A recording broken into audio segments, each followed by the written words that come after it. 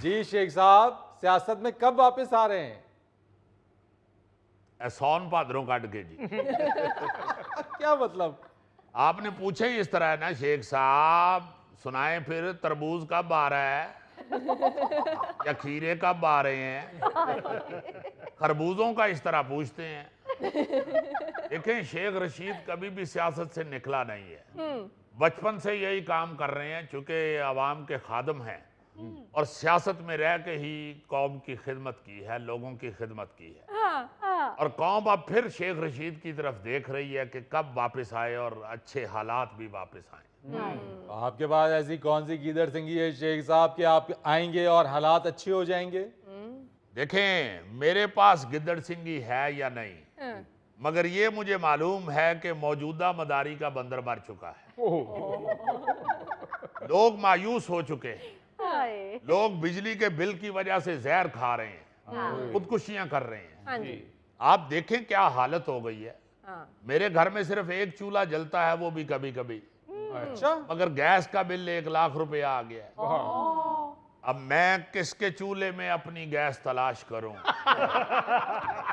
सारी हुकूमत ने पहने हुए हैं दस्ताने। मतलब 1 लाख रुपया बिल। यार, मैं क्या अपने चूल्हे पे ऊंट की सब्जी पकाता हूं या मेरे घर में चूल्हे के ऊपर वैड़े भूने जाते हैं, या मैं सुबह दोपहर शाम बड़े पाए बनाता हूं। मुझे कुछ तो बताएं, पूरे मोहल्ले को सुई गैस मेरे चूल्हे में से गुजर के जाती है। 1 लाख रुपया बिल मुझे कैसे आ गया यार। एक चूल्हा है फरीद साहब, और सबको पता है मेरे घर में तो चूल्हा जलाने वाली भी नहीं है। अब मेरा चूल्हा भी ऐसा कोई समझदार नहीं है कि मुल्क की हालात देख के खुद ही जलता रहता है। क्यों भेज दिया है 1 लाख रुपया बिल? हाँ शेख साहब, ये बात तो दुरुस्त है, हर आदमी बिजली और गैस के बिल से बहुत परेशान है। जी हाँ, और इन्हीं चीजों को देखते हुए मैं ये फैसला कर रहा हूँ कि सियासत में वापसी जल्दी होनी चाहिए। बचपन में जो हम वो पढ़ते थे ना जी, टार्जन की वापसी, इंशाल्लाह इसी तरह आप देखेंगे शेख रशीद की वापसी। एक साहब, बचपन में तो हम ड्रैकुला की वापसी भी पढ़ते रहे। नहीं, नजर आ रहा है आप ऐसे नावल ही पढ़ते रहे। शेख साहब, मैं तो टार्जन की वापसी पढ़ता रहा हूँ।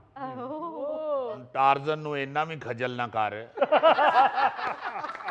बेटा, टार्जन दे मोढे ते तेरे नालों तगड़ी बांदरी बैठी होती। शेख साहब, ये बंदर नहीं, ये वो रस्सी है जिसे टार्जन पकड़ के एक दरख्त से दूसरे दरख्त पे जाता है। आप देख रहे हैं फरीद साहब, अवाम के मुंह से कैसी खौफनाक आवाजें निकलनी शुरू हो गई। अब तो लोग बेचारे रोना भी भूल गए। मगर शेख साहब, हुकूमत लगी तो है, उसका कहना है कि हालात को ऐसे पॉइंट पे ले आएंगे जहां लोगों को रिलीफ मिलना शुरू हो जाएगा। वो मेरे भाई, इन्होंने कहां से लाना है ऐसे पॉइंट पे? ये तो खुद एक पॉइंट पे नहीं है। बड़े मियाँ साहब का मुंह मगरब की तरफ है, छोटे मियाँ साहब का मुंह मशरक की तरफ है। ये तो खुद एक नहीं है, ये आवाम को कैसे ऐसे पॉइंट पे लाएंगे? अब तो लोग हमारा मुंह देख रहे, और इंशाल्लाह आप देखिएगा 31 अगस्त के बाद मंजर बदलने वाला है। शेख साहब, ऐसी पेश गोइयां तो आप पहले भी कर चुके हैं और बाद में आपको फिर शर्मिंदगी उठानी पड़ी है। देखें, अल्लाह के फजल से मैंने कभी शर्मिंदगी नहीं उठाई। मुझे तो कहीं सड़क पे पड़ी भी नजर आ जाए कि ये शर्मिंदगी पड़ी है, मैंने नहीं कभी उठाई। अच्छा, चले ये बताएं कि 31 अगस्त के बाद क्या होगा? बस बता चुका हूं आपको, इंशाल्लाह मंजर बदलेगा। इससे ज्यादा आप मेरा मुंह ना खुलवाएं। हाँ, मुकदमात से डरते हैं ना? और भाई, ये मुकदमात वाला खौफ भी अब तो खत्म हो चुका है, क्योंकि 686 मुकदमात इन्होंने मुझ पे बनाए। इतने मुकदमात तो अगर मैं रोजाना अदालतों कचहरियों में तारीखें भुगतनी शुरू करूं तो गाड़ी के 4-5 दफा टायर खत्म हो जाएंगे, मुकदमात खत्म नहीं होंगे। तो मैं नहीं समझता कि इससे ज्यादा कोई और कितने मुकदमात यार बना लेंगे। अब सर खुजाने पे तो मुकदमा दर्ज करने से रहे। मेरी तो ये गुजारिश है फरीद साहब के खुदारा आवाम को रिलीफ दे दें। शेख रशीद को बेशक जो मर्जी सजा दे दें। आप शेख रशीद को कह दें कि आपने आज के बाद हमेशा 16 पे रख के एसी चलाना है।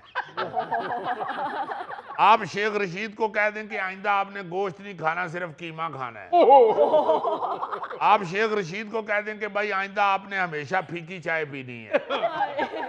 आप ये कह दें कि शेख साहब आपने आइंदा सिर्फ बैठ के कपड़े बदलने हैं।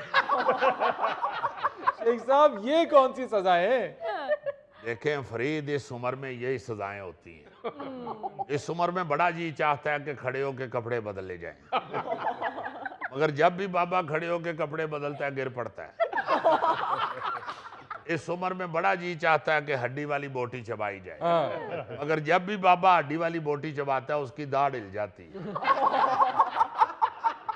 इस उम्र में बड़ा जी चाहता है कि चीनी डाल के चाय पी जाए, मगर जब भी चीनी डाल के चाय पिए बाबे की शुगर हाई हो जाती है। इस उम्र में 16 पे रख के एसी चला जाए तो बाबा सुबह रजाई में से नहीं निकलता। वो बेचारा रजाई के अंदर से ही आवाजें दे रहा होता है, एसी बंद करो मैं बाहर निकलना है। यानी कि आप मान रहे हैं कि आप बाबे हो चुके हैं। देखें फरीद साहब, सारा मुल्क जानता है कि इस वक्त बाबा सियासत शेख रशीद है। मेरा ख्याल है कि जितना सीनियर सियासतदान शेख रशीद है इस वक्त मुल्क में कोई और दूसरा नहीं है।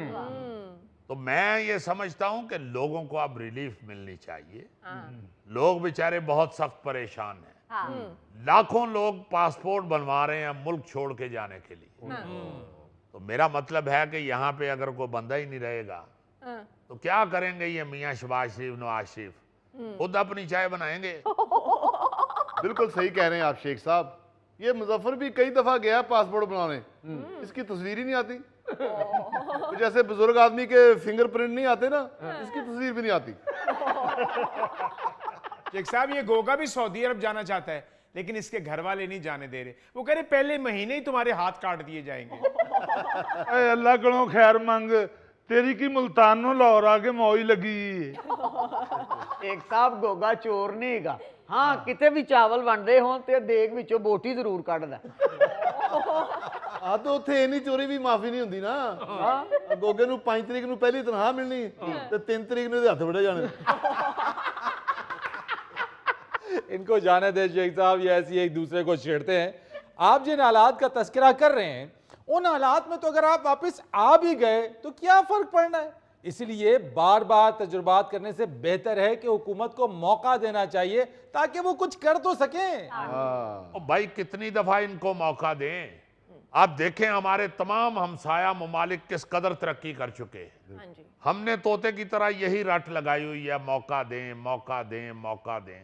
कितना मौका दें यार इन लोगों को? शेख साहब वहां पे ये भी तो नहीं होता ना कि इधर इलेक्शन हुए इधर टांग खींचनी शुरू कर दी। यहाँ तो इलेक्शन होता है, हुकूमत बनती है, अपोजिशन टांग खींचती है कि दोबारा इलेक्शन कराओ। वहां तो ऐसा नहीं होता। पॉलिसीज का तसलसल है, आप भी चलने दें हुकूमत को यार। बिल्कुल। ओ भाई चलाएं हुकूमत, हमने कौन सा हुकूमत के पहिए में पैर फंसा दिया है?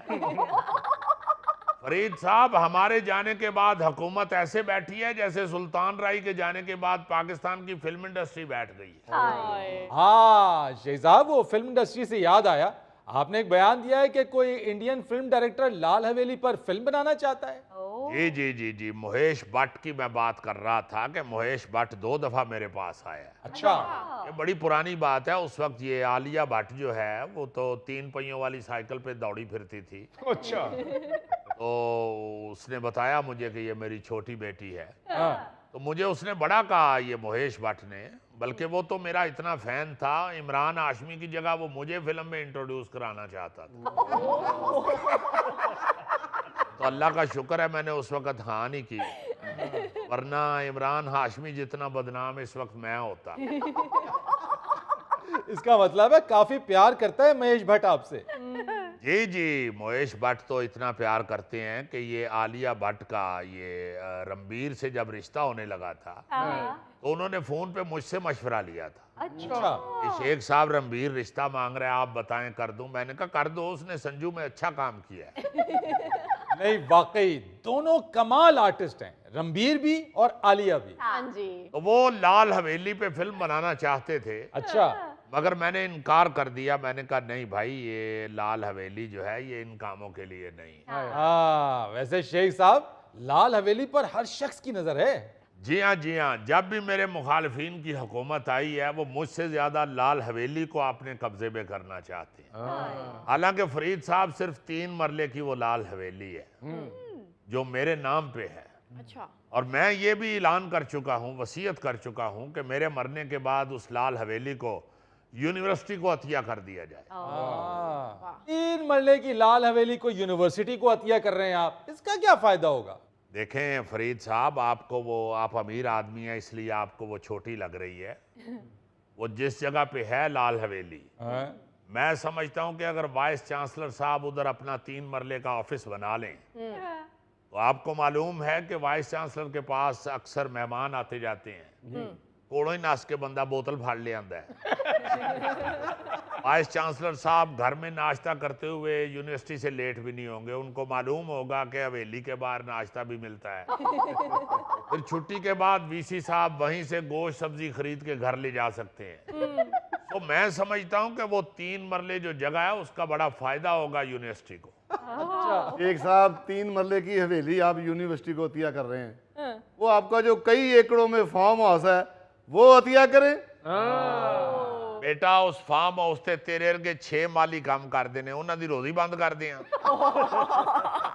6 ਦੇ 6 ਹੀ ਮਾਲੀ ਮੇਰੇ ਵਰਗੇ ਨੇ, ਫਾਰਮ ਹਾਊਸ ਚ ਕੋਲਾ ਨਿਕਲਦਾ। नाज़रीन यहाँ लेते हैं छोटी सी ब्रेक।